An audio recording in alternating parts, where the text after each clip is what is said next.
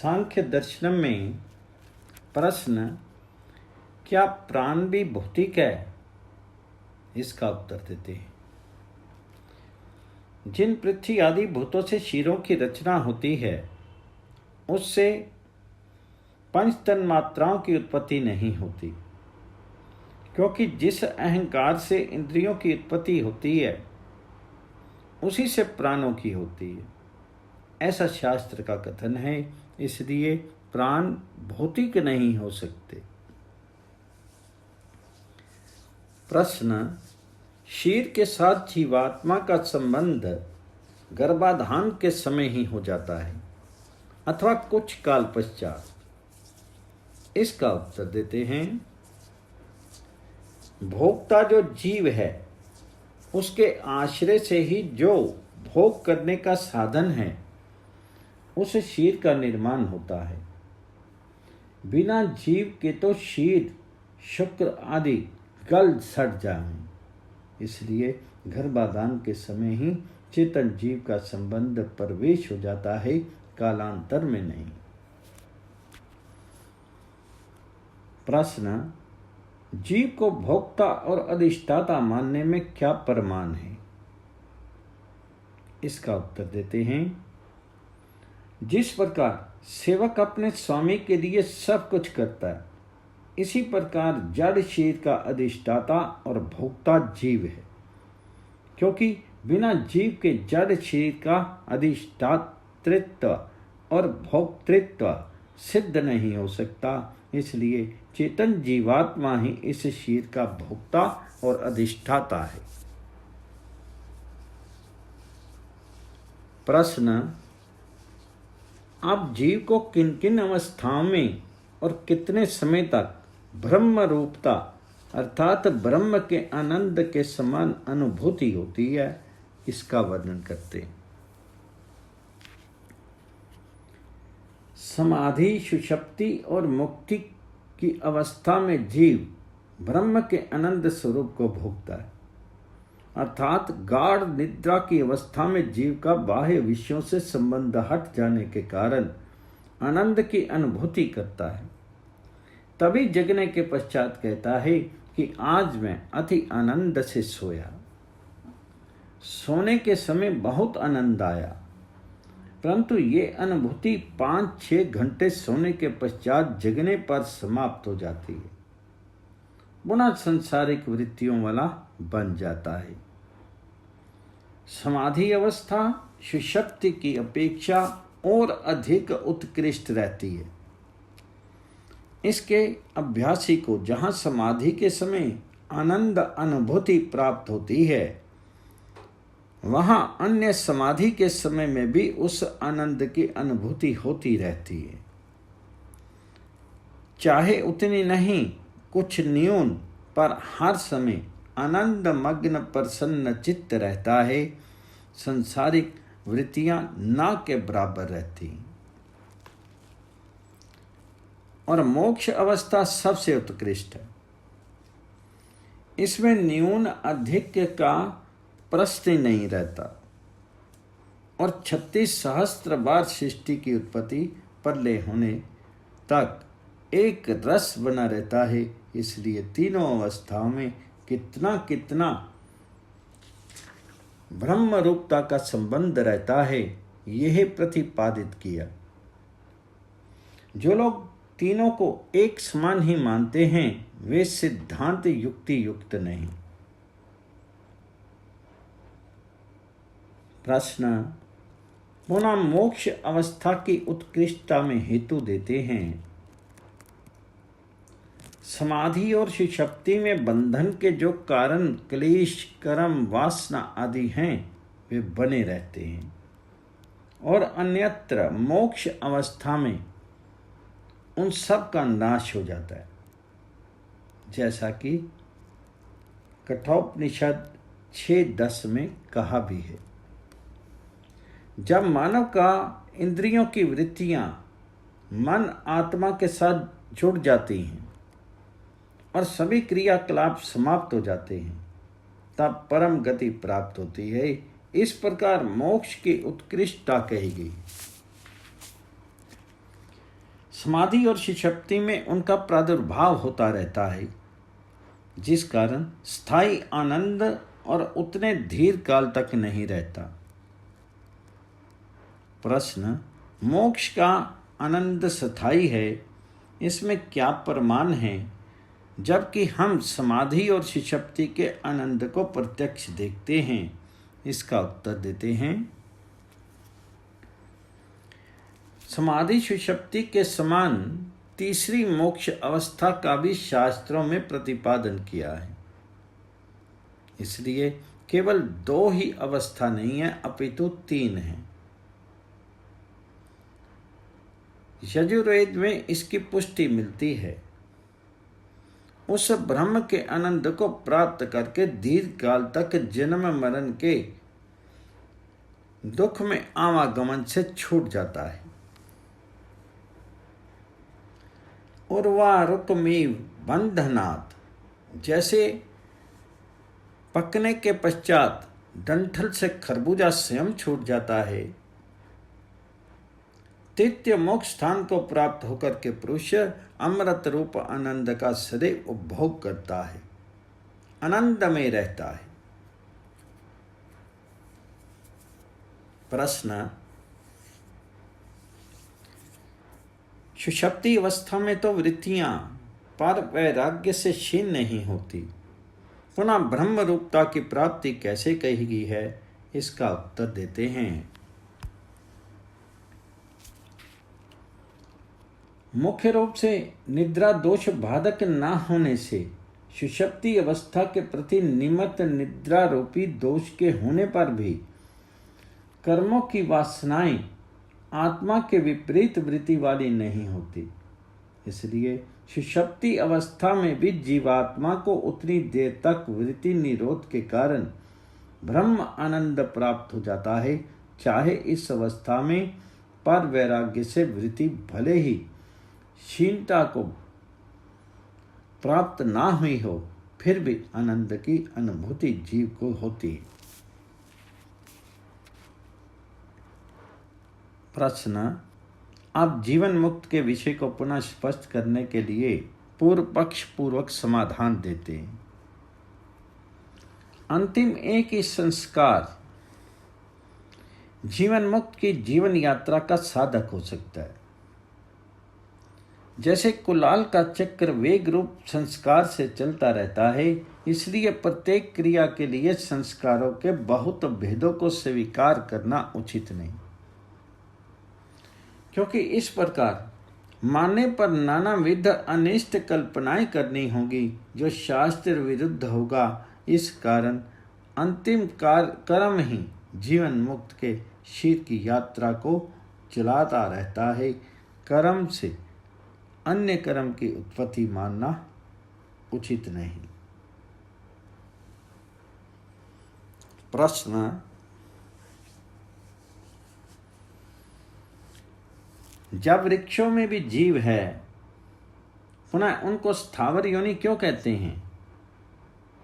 इसका उत्तर देते हैं। ज्ञान पूर्वक स्थावर शीरों के भोक्ता होने का नियम नहीं, क्योंकि वृक्ष, लता, वनस्पति आदियों का भी भोग का साधन नहीं है। जैसे सुषुप्ति अवस्था में भोग नहीं होता, वैसे ही स्थावर शीर भोग योनि नहीं है। प्रश्न, उक्त विषय की सिद्धि में प्रमाण देते हैं। स्मृति प्रमाणों से भी स्थावर योनि को सिद्ध किया है, जैसा कि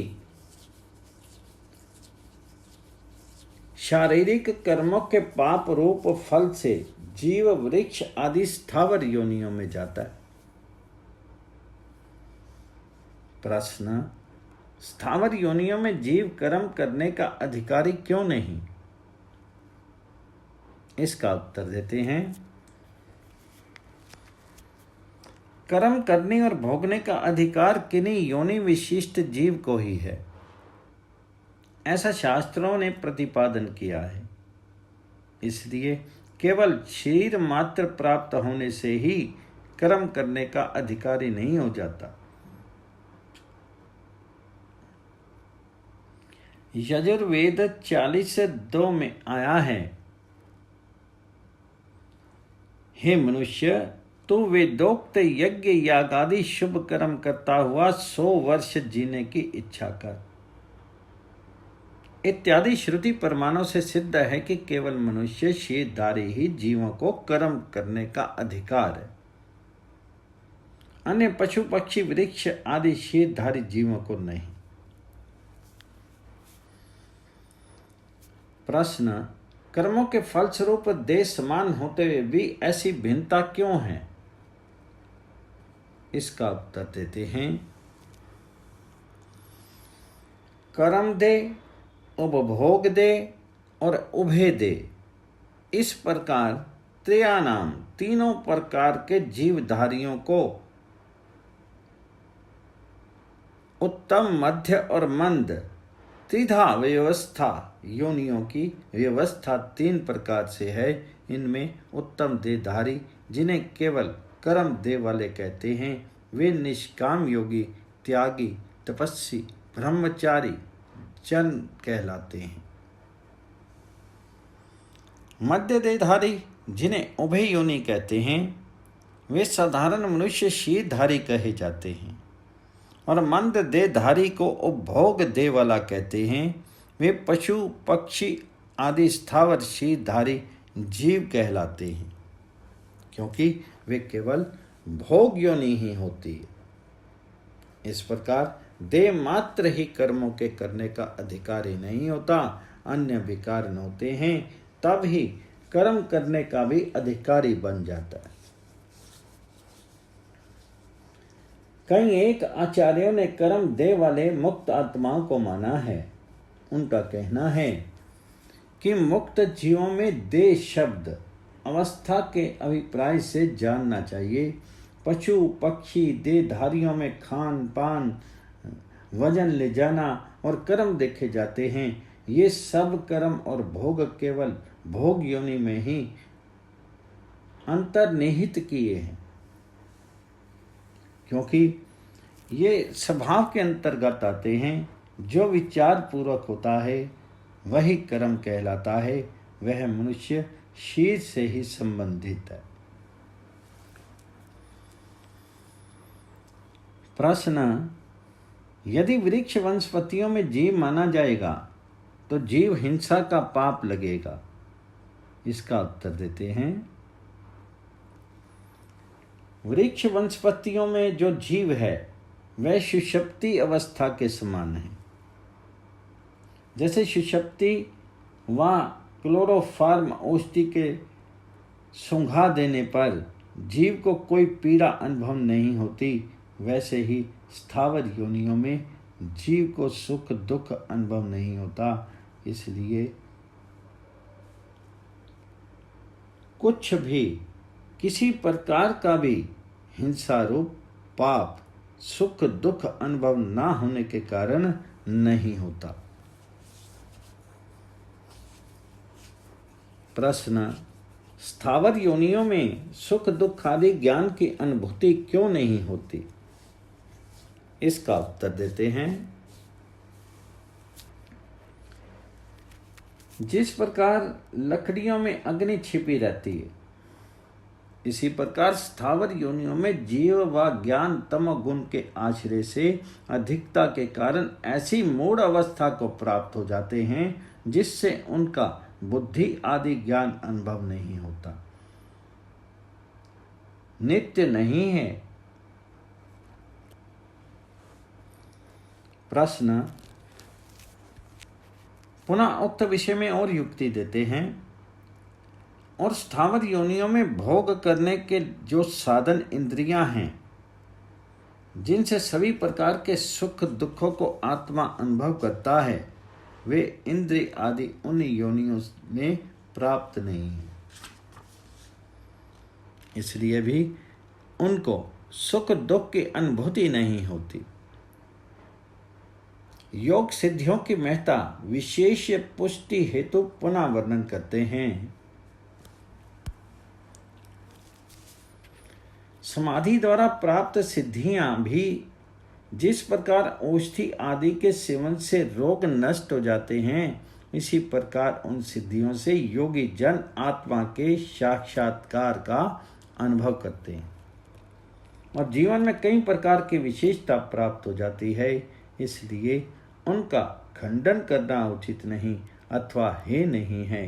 हाँ, उन्हें प्रदर्शन द्वारा जीविका का साधन नहीं बनाना चाहिए।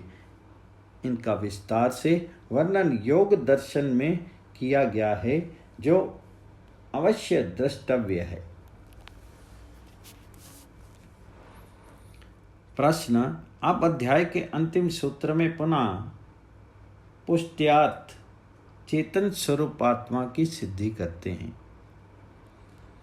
जिस प्रकार बालू के एक एक कण में तेल ना होने से बालू के ढेर में भी तेल नहीं उपलब्ध होता और तिलों के एक एक कण में तेल होने से तिलों के ढेर में भी तेल प्राप्त होता है, गुड़ में मिठास, नमक में लावण्य प्रत्येक कण कण में होता है, परंतु पृथ्वी जल आदि पांचों भूतों के एक में भी चेतनता किसी भी साधन से प्राप्त नहीं। फिर भूत चैतन्यम, भूतों को चेतन कहना उचित नहीं और ना इनके समुदाय के मिलने पर भी चेतनता हो सकती है, जैसा कि कुछ एक नास्तिक मतवादी चरवाक भूतों के मिलने पर चेतनता की उत्पत्ति सदा प्रादुर्भाव हो जाती, ऐसा मानते हैं। उनके खंडन के लिए ये कहा है कि चेतनता किसी भी पृथ्वी भूत में नहीं है, फिर समुदाय में कैसे हो सकती है। इसलिए इन भूतों से अलग चेतन आत्मा नाम का तत्व भिन्न है, जो सृष्टि का भोक्ता और अपवर्ग को सिद्ध करने वाला और प्रत्येक शिरों में एक ही होता है, उसे ही जीवात्मा नाम से पुकारते हैं। इति पंचम अध्याय।